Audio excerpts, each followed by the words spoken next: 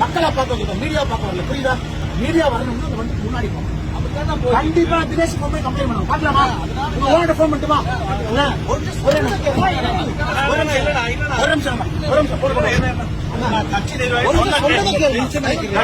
சொன்னா கேட்கணும்.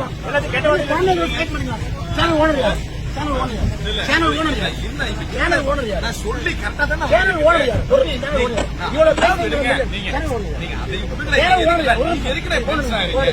டென்ஷனா இருக்கு. அண்ணா வர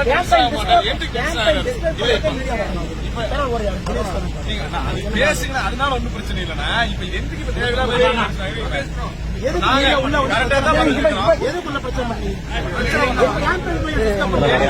சொல்லி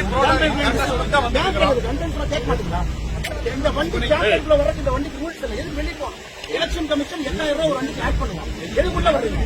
எதுக்குள்ள வருங்க? பெரிய விஷயம் தான், பெரிய விஷயம் தான்.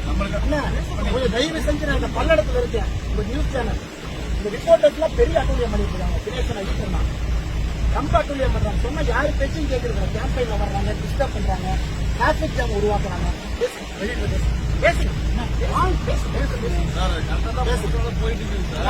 வண்டியை கேம்பெயின்ல வந்து வேற மாதிரி ஆயிடும்.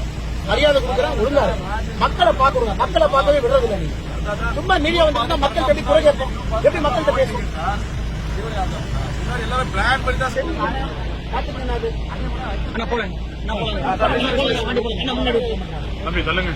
போலீஸ் ஸ்டேஷன்ல கம்ப்ளைண்ட் பண்ணாதீங்க. மக்களை பார்க்கவே விட மாட்டாங்க. சும்மா உள்ள போட்டு இவங்களே ஒரு பாயிண்ட்ல டிராபிக் ஜாம் 2 மணி நேரம் லேட்டா போயிட்டு நீங்க ரிப்போர்ட் எடுத்து தெரிஞ்சு சொல்லுங்க. Please.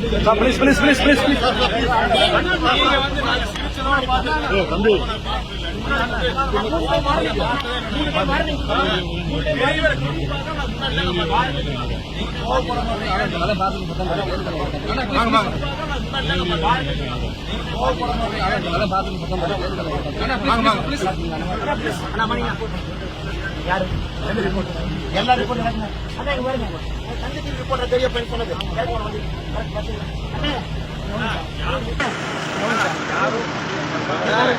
மீடியா வந்து மரியாதை கொடுத்து மரியாதை பழக்கம்லாம் எனக்கு வச்சுக்காதீங்க. மக்கள் ஓட்டு போடுறாங்க, மக்களை பாக்குறாங்க. நீங்க டிவியில கவர் பண்ணி போட்டல ஒருத்தர் ஓட்டு போடுறாங்க, புரியுதா? என்ன பண்ற? நீங்க தான் டிராபிக் ஜாம் பண்றீங்க. கார் எடுத்து யாரும் பண்றாங்க? நாமளே கார் ஆண்டெல்லாம் உடச்சு விட்டாங்க.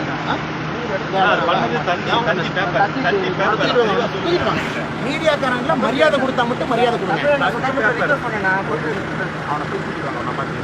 எல்லாம் போலீஸ் ஸ்டேஷன் உட்கார வைங்க. மீடியா எல்லாம் ஒரு